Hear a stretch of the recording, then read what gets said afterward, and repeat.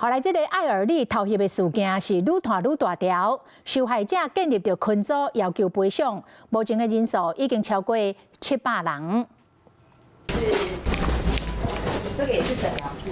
衛生局人員踏入診所，斟酌調查愛爾利偷翕案炭燒，和全台灣捌來過這的人客，攏真驚嚇。不脫光，然後繼續稍微做個清洗之後，你就躺在床上，然後就腿開開的，然後等他們的人進來。但是那種需要脫光的治療室，竟然有監視器，我覺得太不可思議了。台北市一會林小姐就講，在愛爾利買12節6萬塊處理過下康下身的所在做美白療程，即馬剩4節，不過問店家敢若得到罐頭信息，是要退費，可以遐念才減，會聽不落去。會說我當初有送你一些臉部的保養品等等的，這些可能有價值1-2萬塊，然後就扣掉你的8條，再扣掉這個贈品，最後可能殘值只剩下1-2千塊，再扣掉手續費才可以退給你。目前自救會人數超過700個人，煩惱家己的私密影像互人看了了，建立群組自救，嘛請律師做機關鬥3天。可能是落在